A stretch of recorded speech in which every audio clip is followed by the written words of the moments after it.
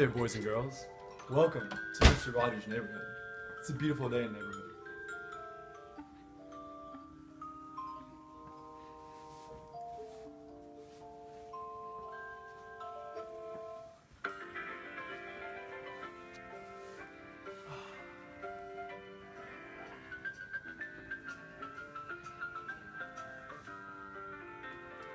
Welcome. Today we would like to talk about the cultural eating around the world. We have 5 wonderful ladies who traveled all over the world to eat different cultures' foods, to see what they could experience, how it was, and how it affected their diet. We should go to them now.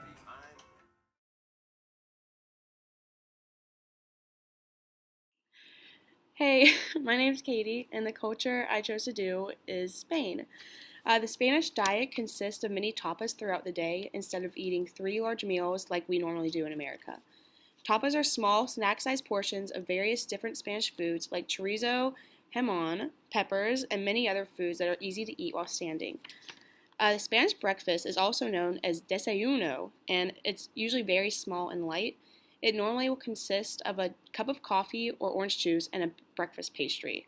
A very popular Spanish breakfast pastry are churros, which are fried pieces of dough that are tossed in sugar, and you can dip those in chocolate or enjoy it with your coffee. Lunch is the most important and largest meal of the day in Spain, and it consists of several courses. The first course is normally a bowl of soup or a salad. The second course is heavier and will consist of the meat or the fish, and then fruit or a pastry as dessert is followed, and then you will have your cup of coffee or a shot of liquor at the end. A siesta occurs after lunch, and it's a time where the shops close from 2 to 4, and people can go home and take a nap or just rest after their big meal. The Spanish dinner occurs later at night around 9 to 10 because people get off of work later, so they eat later, and it will consist of eating many tapas and hopping around from bar to bar, eating and drinking with friends. Here I have Spanish chorizo and black bean soup, and then I have bread to eat with it, and this would be what your first course would be in lunch, the light course. The life expectancy in Spain is 82 to 83 years, and the leading causes of death are coronary heart disease, Alzheimer's, and stroke.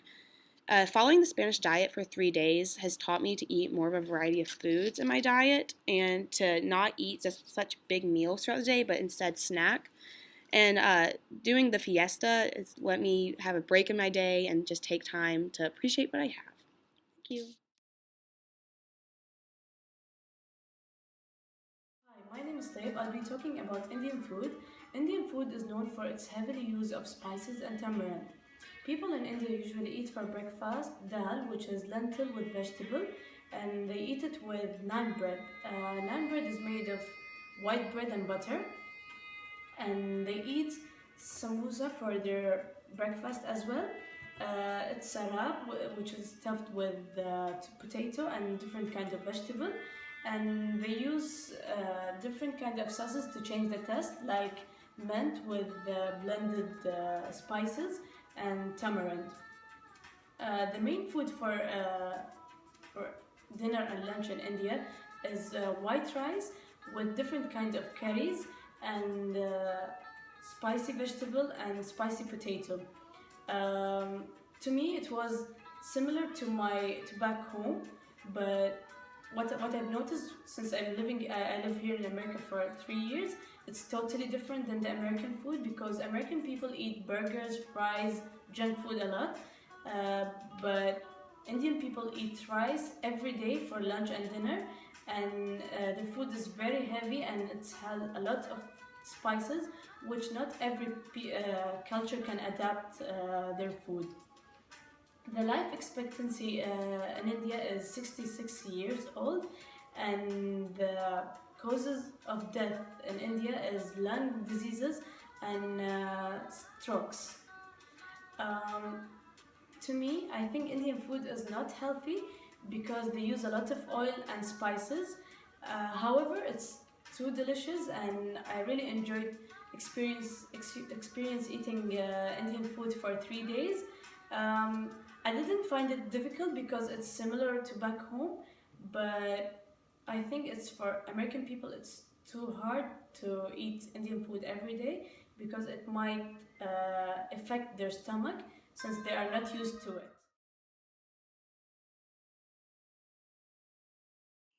Hi, I'm Kate and I'm here with Greek cuisine. Greek cuisine is a subcategory of Mediterranean food.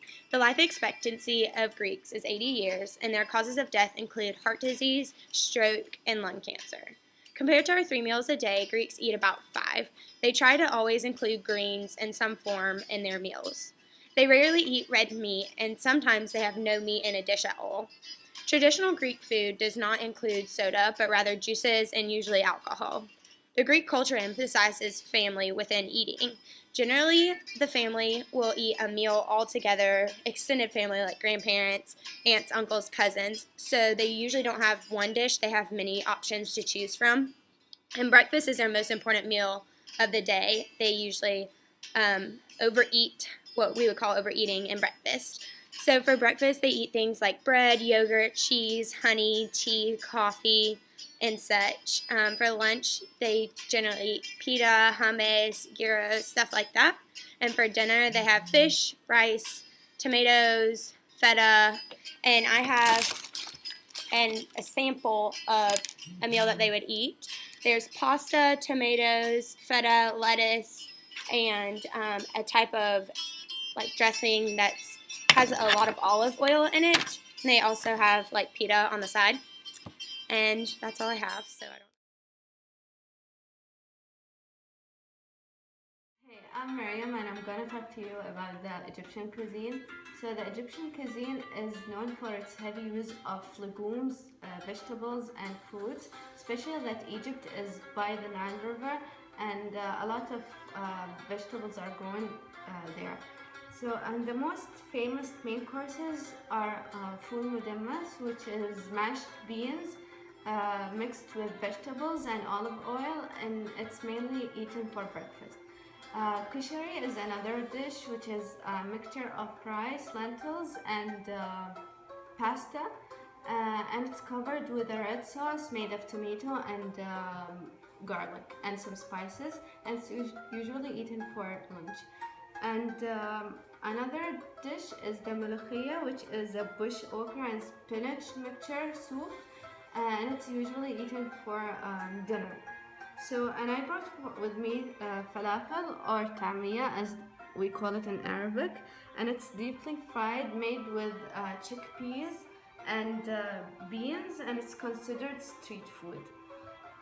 Also, it was a good experience to try the Egyptian food for 3 days. It's delicious, especially the desserts that they have with like basbousa and rice pudding. We all know rice pudding. And the life expectancy in Egypt is 70 years, and the main causes of death are heart diseases, strokes, and influenza. So, comparing to other foods, I think it is much a more healthier choice, and it's rich in vitamins and fiber.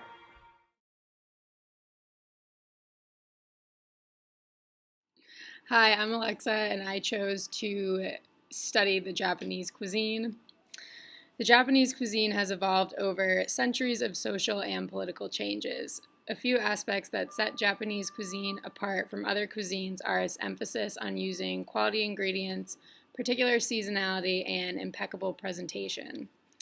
The traditional diet consists of fresh rice, soy, vegetables, fruit, and green tea. One popular dish in Japan is tempura. Tempura consists of vegetables or seafood that are covered in a light batter and then deep fried. Tempura is prepared in various different ways, but a high quality tempura requires only a sprinkle of salt. Sushi is another popular dish. It is rice cooked with vinegar topped with seafood that is usually uncooked. Many Japanese complain when they travel abroad that the quality of sushi is extremely low compared to Japanese standards. In terms of portions, the Japanese eat much smaller portions than Americans. The Japanese serve their food in small, separate plates and dishes arranged in a way that is pleasing to the eye. By moving slowly from dish to dish, eating mindfully, and pacing myself, I learn to appreciate the flavors within the traditional Japanese diet. The life expectancy in Japan is approximately 84 years, which is longer than that of America's. The top 3 causes of death in Japan are cancer, cardiac disease, and pneumonia. Here I have a classic California roll, which is made with brown rice, cucumber, avocado, seaweed, crab, and sesame seeds.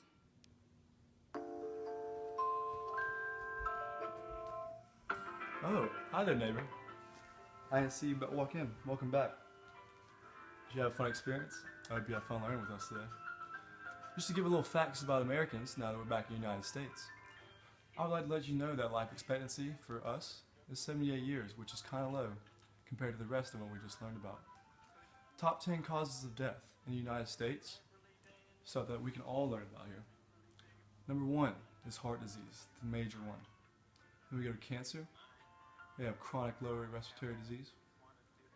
We have accidents, stroke, Alzheimer's disease, diabetes, influenza and pneumonia, kidney disease, and suicide. Now, some of these are linked to cultural eating, some are not, but we would like to learn how we can get better. A typical American plate, what we just learned about, experienced all over the world, the foods that they eat. For what we normally eat, a typical American food meal consists of refined grains, foods that are added with sugar and fruit, and heavy fats. Meat and poultry make up our entire plate. For a typical American meal, we can get better than that. The effects that all these bad foods have on our body as American is leading to a growing epidemic of obesity. It not only affects our weight, but we have a risk of chronic illnesses such as cardiovascular disease and type 2 diabetes. Now, after what we learned today, I hope, neighbor, that you take everything that you've learned and culturally invest in your diet. Now, thank you for joining us today, boys and girls. Have fun.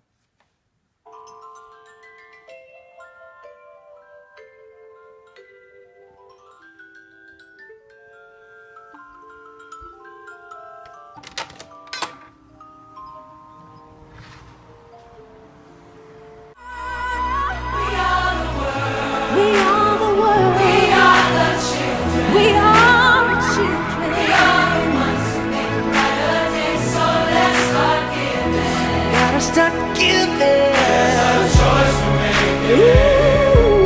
We're saving our own lives. That is true. We'll make a better day. Just you and me. We are the world. We are the world. We are the children.